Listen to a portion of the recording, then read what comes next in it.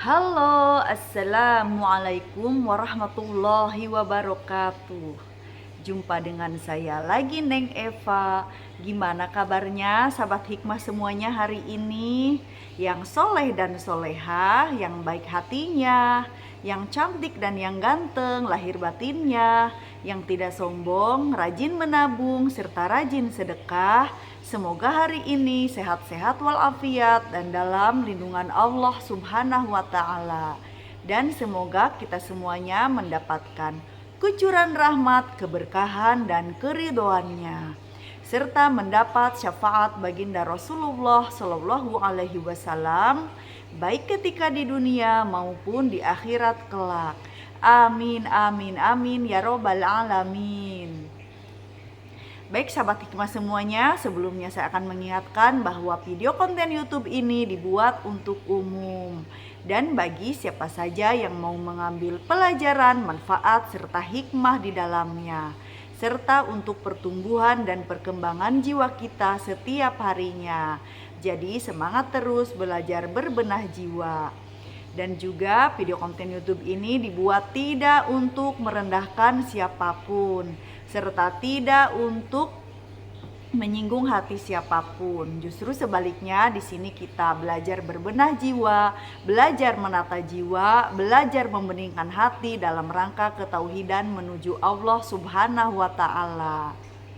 Jadi semangat terus ya, belajar dan terus belajar. Belajar berjuang melawan hawa nafsu, belajar olah batin atau riyadhah untuk kesehatan batiniah kita, dan untuk ketauhidan menuju Allah Subhanahu wa Ta'ala. Amin ya. Nah, melanjutkan pelajaran yang kemarin, kitab Al-Hikam tentang sikap seorang arif tatkala hilap, bahwa di sini ketika sedang hilap itu kita ada 3 tingkatan atau 3 golongan. Yang pertama seorang ahli abid, yang mana seorang ahli abid ini selalu menggantungkan amalan amal ibadahnya itu ya untuk keselamatan, berharap surga dan neraka gitu. Jadi tidak berharap kepada Allah secara murni, melainkan ada blak-blak-blaknya gitu, ada embel-embelnya gitu. Jadi beribadah itu ingin surga, ingin dijauhkan dari neraka, ingin mendapatkan pahala.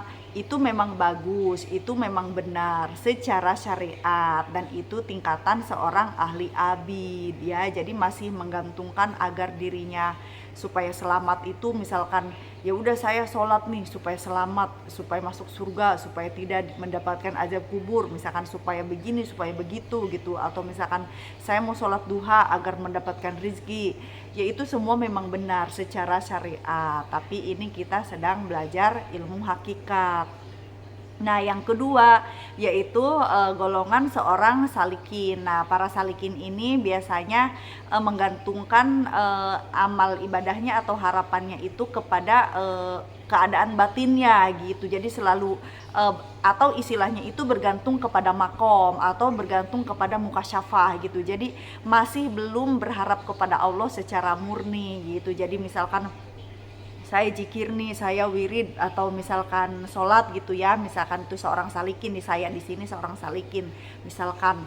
Tapi biasanya sholat dan jikirnya itu ya untuk keikhlasan, untuk biar lebih bersyukur, biar lebih tauhid, biar lebih waro, biar lebih tawakal, biar lebih ibaratnya itu untuk lebih kepada amalan ibadah batinnya, tapi belum berharap kepada Allah secara murni, atau dalam kata lain masih bergantung kepada makom. Itu bagus secara olah batin, secara riyadhah itu memang bagus gitu, karena memang sebelum kita mencapai makom musyahadah, memang hal itu tuh yang harus kita jajaki itu makom-makom ibadah batin, seperti kita muqarobah, mukasyafah, mujahadah. Terus kita misalkan dari makom ibadah batin ke makom ibadah batin yang lainnya, itu memang harus kita jajaki. Namun setelah kita istiqomah itu kita nggak usah bergantung lagi kepada makom-makom ibadah batin, tetapi kepada Allah gitu. Nah, seorang salikin ini masih di situ, jadi belum murni juga, dan itu dalam tingkatan hakikat tetap masih tercela ya. Nah, berikutnya ini sebentar. Nah, berikutnya golongan yang ketiga adalah golongan orang arif. Bahwasannya orang arif ini ketika ibaratnya dia tergelincir dalam kemaksiatan atau dosa atau dalam ketaatan sekalipun gitu, intinya berbagai kondisi keadaan kenyataannya atau lahiriahnya, dohiriahnya gitu. Nah, hatinya itu tetap stabil kepada Allah gitu. Jadi ketika dia melakukan sesuatu itu tidak mengurangi ketakutan dan juga tidak menambah pengharapan. Artinya ketika beliau berharap kepada Allah memang harapannya udah stabil. Ketika takut kepada Allah dan rasa takutnya pun sudah stabil. Artinya ada Allah di dalam segala sesuatunya, itu hanya Allah yang ia pandang, hanya Allah yang ia tuju, hanya Allah di dalam segala sesuatu, yang lain itu tiada, yang ada hanya Allah. Dan itu tetap stabil karena mereka ini sudah mencapai maqam musyahadah. Jadi Allahnya itu ya memang sudah namanya sudah tenggelam dalam lautan ketauhidan, ya hanya Allah, tiada yang lain lagi gitu. Jadi apapun keadaannya, apapun amal ibadahnya ya tujuannya juga untuk Allah, tidak untuk karomah, tidak untuk istiqomah, tidak untuk surga dan neraka gitu. Karena namanya tujuannya Allah, pasti insya Allah semuanya itu akan tergapai gitu, akan mendapatkan gitu, akan dianugerahi gitu. Ibaratnya itu Allah itu kan tingkatan tertinggi, terus keridhaan Allah misalkan, terus ada surga misalkan dan segala kenikmatannya.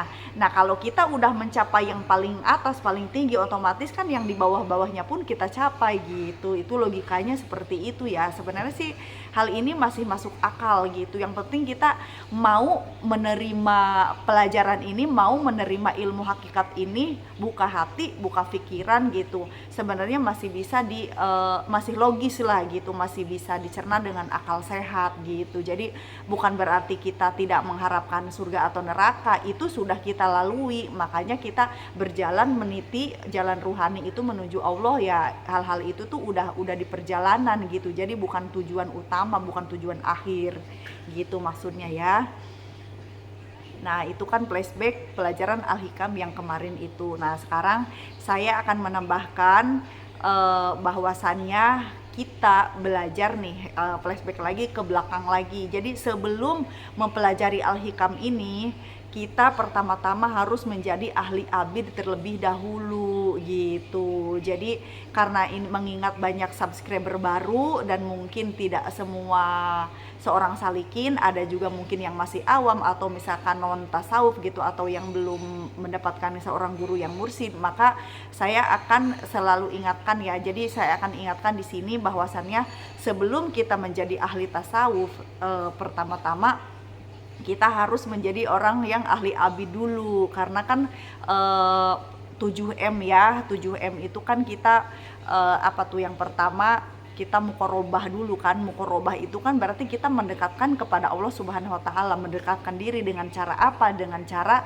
kita menjadi ahli ibadah. Yang namanya ahli ibadah berarti mengerjakan semua amalan ibadah, baik yang wajib maupun yang sunnah, serta selalu berbuat baik dan istiqomah dalam menjalankannya. Nah, makanya ketika ada ilmu hakikat yang menerangkan bahwa kita bergantung kepada makom atau bergantung kepada keselamatan surga dan neraka itu merupakan suatu yang tercela gitu kan, itu tidak perlu misalkan apa, di Al-Quran juga kan kita memang harus mengharapkan surga dan neraka.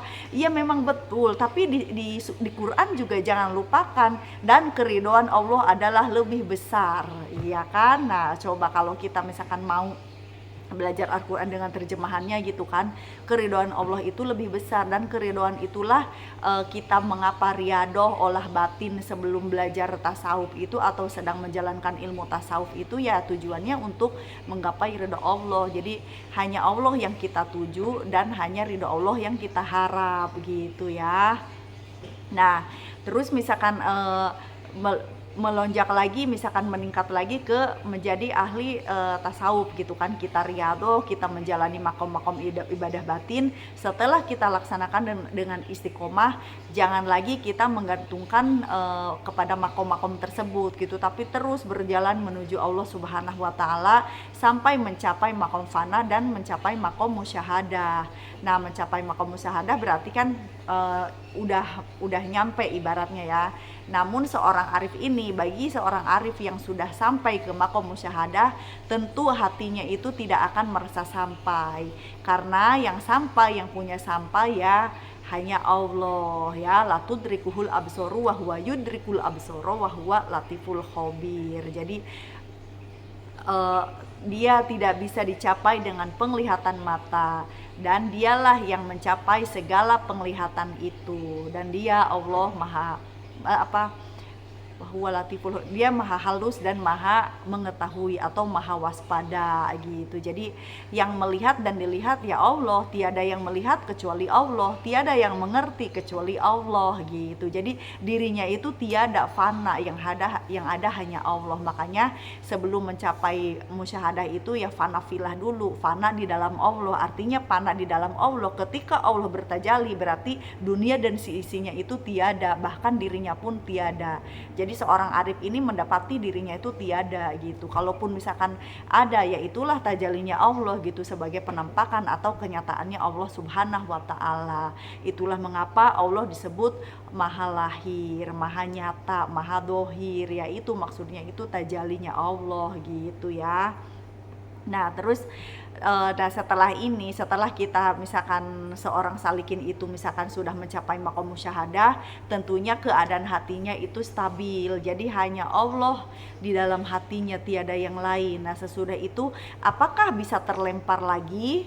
Bisa terlempar lagi ke syariat gitu. Kalau misalkan seorang arif ini kurang wirid, kurang zikir, atau misalkan ketika diuji kemaksiatan lupa atau hilap dalam memandang Allah gitu, setelah terjadi sesuatu, sedang terjadi sesuatu, atau sesudah terjadi sesuatu, ia lupa kepada Allah, maka terputuslah nur ilahiyah di dalam hatinya. Nah makanya hati-hati.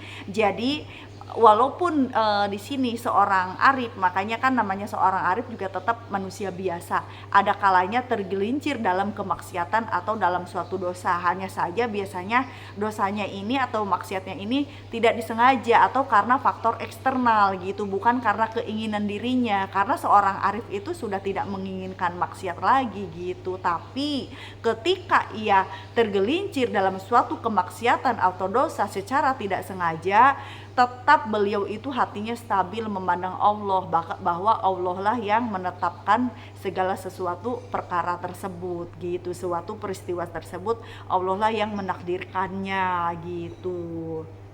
Jadi khairi wa syarihi minallahi ta'ala, baik dan buruk datangnya dari Allah Subhanahu wa Ta'ala, itu hakikatnya. Namun secara syariat baik datangnya dari Allah, tapi buruk datangnya dari kita sendiri atau kesalahan kita sendiri, seperti dalam Al-Quran, dan musibah apa saja yang terjadi maka itu disebabkan oleh tanganmu sendiri gitu kan.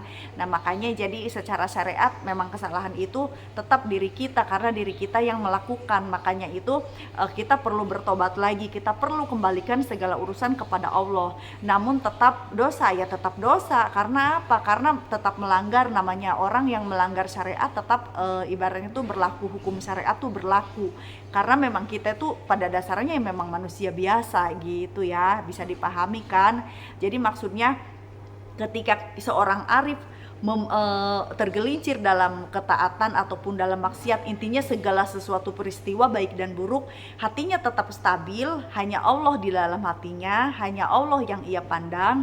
Tapi secara syariat salah ya salah gitu loh, salah ya salah. Kalau memang kesalahannya itu melanggar hukum, ya hukum berlaku untuk menghukumnya gitu. Ibaratnya seorang aparat hukum itu ya berlaku gitu kan. Maksudnya kalau misalkan dia mencuri misalkan atau korupsi, ya tetap berlaku hukum negara, juga berlaku hukum syariat pun berlaku. Kalau memang perlu hukum kisos gitu seperti hukum Al-Quran, tapi kan memang di Indonesia ini tidak ada hukum kisos gitu, maka ya hukum negara ya terkena pasal apa ya biar ibaratnya aparat hukum yang menentukan, contohnya begitu ya. Tapi hatinya itu tetap stabil bahwa Allah lah yang menetapkan segala sesuatunya begitu. Mengerti kan? Saya ulangi lagi. Jadi ya sayang, Santi, kok kamu ada di dalam? Maaf ya ada kucing. Ya, sekali lagi saya terangkan bahwasannya seorang arifin, biarpun misalkan dia sedang dalam ketaatan ataupun dalam kemaksiatan, hatinya tetap stabil memandang Allah di segala sesuatu. Tetapi kalau itu bentuk kemaksiatan atau suatu dosa dohir, suatu dosa lahir ataupun suatu kriminalitas atau kejahatan gitu ya, misalkan gitu harus sampai terlibat seperti itu tetap berlaku hukum syariat dan hukum negara tetap berlaku. Jadi intinya yang mana yang selamat? Ya takwa gitu.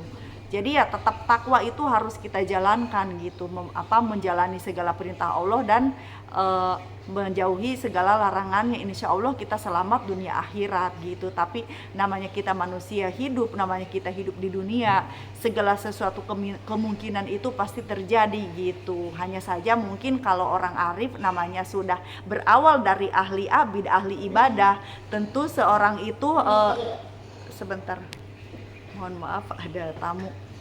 Nah, jadi seorang arif itu kan sebelum menjadi seorang arif tentu kita menjadi seorang ahli abid terlebih dahulu, baru salikin, baru arifin, ya kan? Tentunya kalau sudah sepaket komplit itu, seorang arifin tidak akan sengaja-ngaja berbuat dosa, kecuali dosanya itu atau kesalahannya itu faktor eksternal atau terlibat dalam suatu kasus atau sesuatu yang terjadi tapi ada hubungannya dengan orang lain, atau mungkin karena terpengaruh orang lain, atau memang takdirnya memang harus seperti itu gitu, namun hatinya tetap stabil Allah di dalam segala sesuatunya.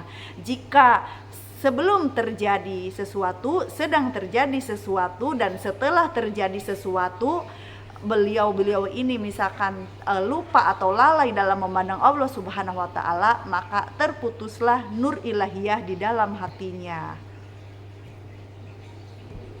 Nah, maaf ya, banyak tamu ini padahal waktunya Jumatan. Ya, jadi apapun keadaan kita, apapun keadaan batin kita, siapapun kita, baik salikin maupun arifin atau ahli abid sekalipun, mari kita selalu berzikir kepada Allah Subhanahu wa taala. Apapun yang terjadi, apapun peristiwa atau masalah di dalam dunia ini yang menimpa kita, tetaplah kita stabil dalam berzikir, namun jangan sengaja-ngaja berbuat maksiat atau berbuat dosa gitu ya. Jadi sesimpel itu sebenarnya. Jadi intinya hati kita stabil mengingat Allah, selalu memandang Allah, baik sebelum, sedang atau setelah melihat sesuatu, atau sebelum, sedang atau setelah peristiwa sesuatu, kita selalu mengingat Allah Subhanahu wa taala dan memandang Allah pada segala sesuatunya, namun kita tetap menjaga perbuatan kita dari kemaksiatan. Artinya selama itu perbuatan buruk kita hindari sekuat mungkin gitu, dan kita berusaha sebagus mungkin untuk selalu berbuat baik ya. Wallahu alam bisawab. Saya mohon maaf kalau ada kekurangan dan kesalahan dalam menyampaikannya. Saya hanya manusia biasa yang belajar dan terus belajar. Ambil baiknya dan buang buruknya, dan semoga bermanfaat. Minal aidin wal faidin, mohon maaf lahir dan batin. Wassalamualaikum warahmatullahi wabarakatuh. Orang baik pandai mengambil hikmah, sehat lahir dan batin is the best always. La haula wala quwata illa billahil aliyyil adzim.